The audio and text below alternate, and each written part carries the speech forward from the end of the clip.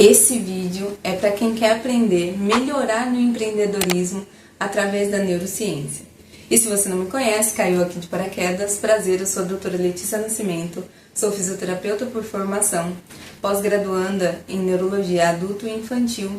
Também sou pós-graduanda em autismo pelo Instituto Child Behavior em Miami. Também faço cursos em autismo no Instituto de Harvard, mas vamos ao que interessa. Se você quer aprender sobre este assunto, fique comigo até o final desse vídeo. Bom, então para eu levar a minha empresa para um outro nível, eu tenho que entender alguns processos. O primeiro ponto, quando eu compro um iPhone novo ou quando eu compro uma Porsche, um item de alto valor, e eu quero tirar daquele item, extrair daquele item todas as suas funcionalidades. Então eu quero entender aquele item de alto valor a fundo da melhor forma possível.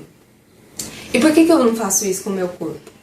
Vivo nesse corpo há anos e não sei levar ele para a melhor versão dele. Não sei elevar a minha mentalidade de uma forma que ela me leve aos meus objetivos, entende? Ah, Lê, mas a gente não estava falando de empresa? Por que você está falando de pessoa e de corpo? Porque o maior erro das pessoas, dos gestores principalmente, é enxergar a empresa como um prédio comercial.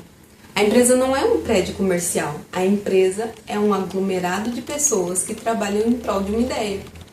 E aquele aglomerado de pessoas são vários corpos com várias mentalidades, sabe? E aquelas mentalidades, elas geram uma cultura organizacional. E é essa cultura que vai fazer a sua organização andar ou vai fazer a sua organização desandar, entende? Então, as pessoas têm pensamentos, esses pensamentos eles se cristalizam em hábitos e esses hábitos viram a nossa cultura, né? O que a gente faz diariamente, as nossas ações. E essa cultura organizacional, se a gente quiser mudar a cultura organizacional, não adianta simplesmente você chegar e falar assim, a partir de hoje você vai fazer desse jeito. Por quê? Você está mudando a parte final do projeto, você não está mudando a causa inicial, você está mudando só o resultado, entende? Para você mudar o resultado final do projeto da sua empresa, você tem que mudar a base da pirâmide, que são as pessoas. Você tem que mudar o pensamento das pessoas. Tem um livro que eu li que é incrível, que eu indico para todo mundo ler, que é O Homem é Aquilo que Pensa, do James Allen, um autor sensacional. Se você puder ler, leia.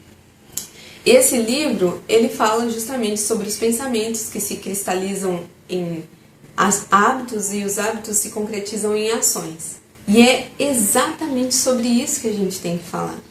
Sobre mudanças de pensamento. Você, como gestor, você tem que ver a sua empresa como uma mentalidade a ser mudada. Ah, mas como que eu modifico algo? É tão difícil modificar. É muitas pessoas para modificar o pensamento de todo mundo. Quando a gente fala de modificação de pensamento ou de um novo aprendizado, nós temos que pensar que o processo de aprendizado ele demanda repetição. Por quê? O processo de aprendizado ele acontece assim, um neurônio encontra com outro neurônio e ele faz uma conexão neural. E essa conexão neural tem que se estabelecer tão fortemente que acontece o que nós chamamos de neuroplasticidade, né? Enquanto ele está ali dando choques, né? Aprendendo ainda. Tipo, quando você toca um novo instrumento e você tá lá tentando colocar o dedo certo na corda ali, é difícil, porque ele ainda não sabe como fazer aquilo. Então ele dá alguns choquinhos, assim, umas conexões breves. Mas quando ele se estabelece aquela conexão, é automático o dedo que você vai colocar na corda do seu violão. Então, quando você quer mudar o pensamento organizacional, né, a mentalidade organizacional, você tem que fazer as pessoas da sua empresa repetirem a sua ideia incansavelmente. Então você não simplesmente implanta uma ideia e sai correndo, né? Tipo aquele meme, falei e corri, coisas para falar e sair correndo. Não, você tem que acompanhar esse processo, porque é muito mais fácil a pessoa aceitar o que você falou, não, vamos fazer desse jeito agora. Aí faz um dia, faz 2 dias, no terceiro dia já não é mais viável, porque é difícil uma coisa nova. Tudo que é novo é desafiador e é difícil de fato. E aí as pessoas tentam testar, né, a organização e tentam voltar para o que era antes, porque é muito mais fácil fazer o que elas já estão acostumadas a fazer. E aí elas burlam a tua ideia nova e fazem da forma antiga, porque era mais fácil. E aí a organização começa a desandar de novo, porque volta para a mentalidade antiga. Então você que é gestor, que está implementando uma nova ideia, você tem que acompanhar essa ideia e o processo de aprendizagem dela até que essa neuroplasticidade aconteça, até que os seus colaboradores entrem em um processo automático de execução, entende? Ah, Lê, mas eu estou criando uma empresa nova, eu não tenho uma empresa ainda, eu estou criando uma nova. Ou eu já tenho uma empresa e quero reorganizar cada pessoa no lugar certo, porque tem isso, né? A gente às vezes cria uma empresa e coloca uma pessoa para fazer para administrar um cargo que não tem nada a ver com o que aquela pessoa consegue fazer, né? A gente simplesmente contrata e deixa ali, mas aquela pessoa não tem a capacidade necessária para executar aquela tarefa, sabe? E aí acontece um grande erro que faz mal tanto para a empresa quanto para a pessoa.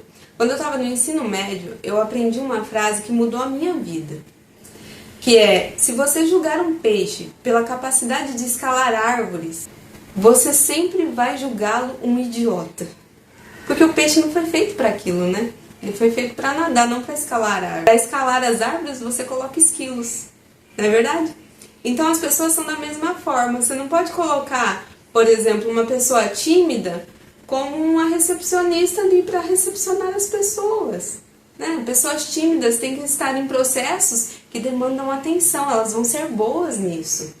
E uma dica crucial para você que está criando a sua empresa ou para você que está reorganizando as pessoas que já estão dentro da sua empresa é prestar atenção no temperamento delas. Abraham Lincoln ensinou uma grande lição para a gente, nos deu uma grande lição quando ele escreveu uma frase. Ele disse o seguinte: se eu tivesse apenas 8 horas para derrubar uma árvore, eu passaria as primeiras 6 horas amolando o meu machado. E aí a gente, jogando isso para o universo organizacional, né, para o universo corporativo, a gente pode pensar assim: se eu tivesse apenas um mês para escolher os meus colaboradores, eu pegaria pelo menos 10 dias desse mês para conhecer quem são, para conhecer em quais áreas eles se encaixariam melhor, para conhecer as suas capacidades, os seus prós e os seus contras, entende? E através dos temperamentos, eu não sei se vocês conhecem os temperamentos, vou falar um pouquinho sobre, mas através do temperamento das pessoas a gente consegue muita coisa no meio das organizações. Tem o fleumático, tem o colérico, tem o sanguíneo, tem o melancólico. O colérico, ele é um líder nato. Vou falar só as qualidades por enquanto. Ele é um líder nato, ele é uma pessoa de execução. Você colocar um colérico na mesa de frente para fazer um projeto sair, ele vai fazer o projeto sair. Ele é muito prático. O fleumático, ele é muito diplomático. Ninguém arranja briga com ele. Muito diplomático. O sanguíneo, excelente comunicador. E o melancólico, excelente em processos que precisam de pente fino. Ele é um perfeccionista de primeira. Mas, por outro lado, né, tem os contras. O colérico, ele é uma pessoa muito explosiva. Ele meio que coloca a carroça na frente dos bois, sabe? O fleumático, ele é procrastinador. O sanguíneo, às vezes meio inconveniente. E o melancólico, por ele ser perfeccionista, ele demora um pouco mais para executar as coisas, né? Porque a perfeição não existe. Então, se ele quer a perfeição, ele não consegue executar, porque a perfeição não existe. Então, você tem que saber colocar cada pessoa no seu devido lugar. E eu acho que não há um livro melhor para a gente ler e que nos traga dicas maiores e melhores do que a Bíblia. Sobre qualquer coisa, tá? Não só sobre a vida, não só sobre processos organizacionais, mas sobre qualquer assunto. E tem uma parte da Bíblia que está em 1 Coríntios 12, verso 12. Eu vou ler, acho que uns 7 versinhos para vocês, e vocês vão entender o porquê que eu estou trazendo isso, tá? A unidade dos membros do corpo. Porque assim como o corpo é um, e tem muitos membros, e todos os membros, sendo muitos, são um só corpo, assim é Cristo também. Pois todos nós fomos batizados em um Espírito, formando um corpo, quer judeus, quer gregos, quer servos, quer livres, e todos temos bebidos de um Espírito. Porque também o corpo não é um só membro, mas muitos.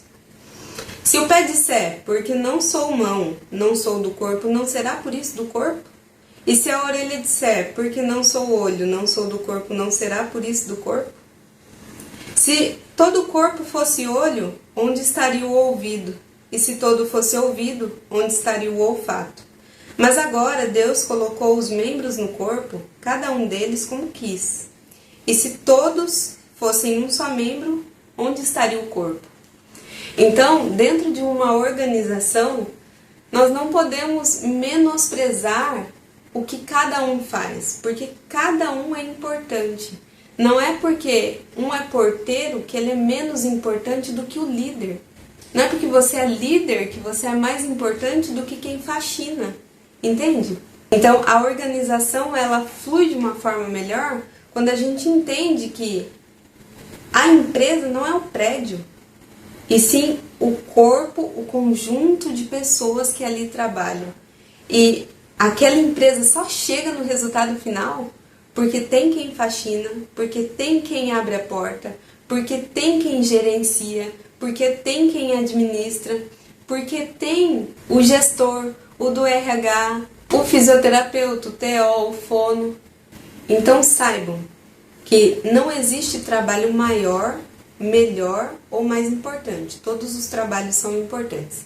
Bom, eu vou ficando por aqui, eu espero ter ajudado a clarear as ideias de vocês. Se eu ajudei a mudar a mentalidade de uma pessoa, o meu tempo investido aqui já valeu a pena. Eu agradeço o seu tempo assistindo esse vídeo, um beijo e até a próxima.